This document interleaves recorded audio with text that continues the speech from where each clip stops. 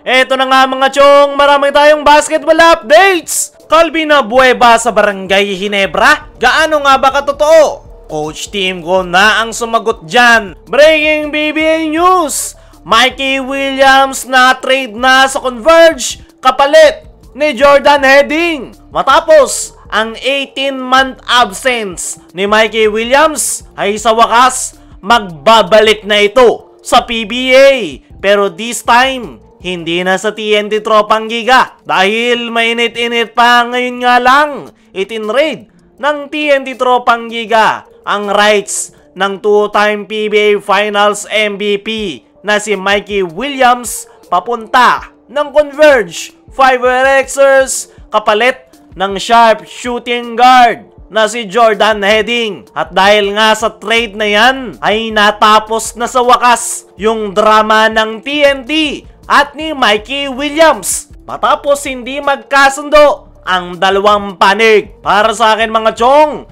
ay isang magandang balita yan dahil magbabalik na etong si Mikey Williams. Talagang TNT Tropang Giga lang yung problema dahil matagal nang gustong bumalik ni Mikey sa PBA. Ayaw lang siyang pakawalan ng TNT at masasabi natin na fair trade yung palitan ng dalawang kuponan dahil masasabi natin na parehas na awol. Si Mikey Williams ay ayaw maglaro sa TNT Tropang Giga dahil hindi sila magkasundo ng management. Pagdating naman dito kay Jordan Heading ay ayon kay Snow Badwa ay kaya daw ito umalis ng Converge ay hindi dahil sa injury. Kung bakit hindi naglalaro si Heading, ang dahilan ay yung isa sa management ng Converge na babae na tumalak sa kanya. Para sa akin, fair trade yung palitan ng dalawang kuponan, pero mas panalo dito ang TNT Tropang Giga. Mas bata si Heading at the same time, sanay na silang wala si Mikey sa kanilang kuponan. Kaya naman, isang malaking boost sa TNT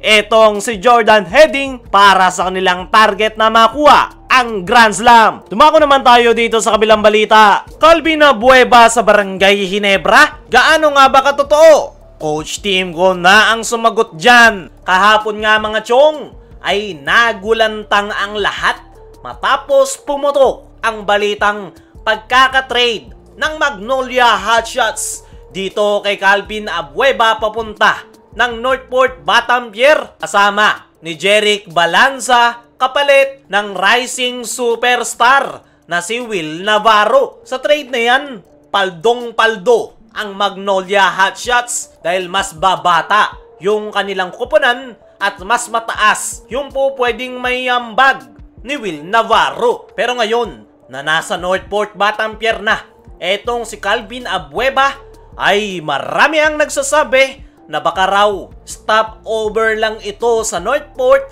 saka mapupunta ng Barangay Ginebra. Maraming ang Ginebra fans ang naniniwala na kaya raw binitawan ng Magnolia si Abueva sa Northport ay papunta daw ito ng Ginebra. Pero hati yung Ginebra fans patungkol sa rumor na papunta ng Ginebra si Abueva. May mga nagsasabi na pabor sila na mapunta ito sa kupunan ni Coach Tim. Meron ding nagsasabi na hindi nila ito gusto. Kung matatandaan nyo mga chong, nabanggit ni Calvin Abueva sa kanyang mga nakalipas na interview noon na matagal na daw niyang gustong maglaro sa Barangay Ginebra. Nabanggit mismo ni Abueva na isa raw sa team na gusto niyang laruan ay Ginebra dahil lahat nga raw ng kabataan noon hanggang ngayon ay sa Ginebra gustong maglaro. At kung bibigyan nga raw siya ng chance na makapaglaro sa Ginebra ay ibubuhos daw niya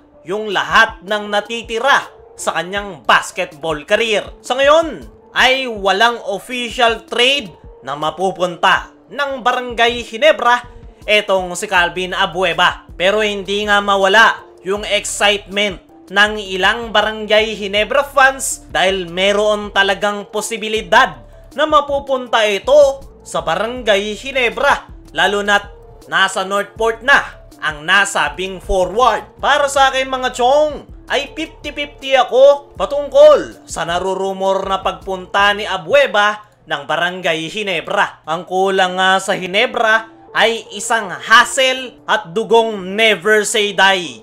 Meron nga niyan si Calvin Abueva dahil nakikipagpatayan ito sa loob ng painted area, makuha lang ang bola. Hindi mo rin matatawaran yung kanyang hassle every game dahil alam nyo naman kung paano maglaro si Abueva. Hindi naman siyang tatawagin na the beast nang wala lang. Pero at the same time, ang kailangan ngayon ng Barangay Ginebra ay isang big man na makakatulong kay Japet sa loob ng painted area. Wala na ring posisyon na makukuha si Abueva sa kupunan ni Coach Tim dahil loaded sila sa wingman. At mismong si Coach Tim Go na ang naglinaw sa kanyang naging latest interview na wala sa plano nila ang pagkuha kay Calvin Abueva pagdating sa trade. Diyan pa lang ay nilinaw na ni Coach Tim na wala silang planong kunin si Abueva. At the same time, ayaw ni Coach Tim yung mindset na meron si The Beast kung saan kapag tinamaan ito ng topak ay nakakasira ng laro. Yan nga yung dahilan kung bakit siya itinrade ng Magnolia Hotshots at paniguradong yan rin ang unang hindi magugustuhan sa kanya ni Coach Tim Cone. Kaya kung titingnan natin ang realidad ay as of now ay malabong mapunta ng Ginebra si Calvin Abueva dahil mismong si Coach Tim Cone na ang nagsabi na wala sa plano at wala silang balak na kuhanin si Calvin Abueva. Kaya mga chong, ano ang masasabi nyo sa sinabi ni Coach Tim patungkol kay Abueva? I-comment mo lang dyan sa ibaba. Kaya mga chong, ano ang masasabi nyo ngayong tinanggi ni Coach Tim na kukuhanin nila si Abueva? Ano rin yung masasabi nyo sa naging trade ng TNT at Converge? I-comment mo lang dyan sa ibaba.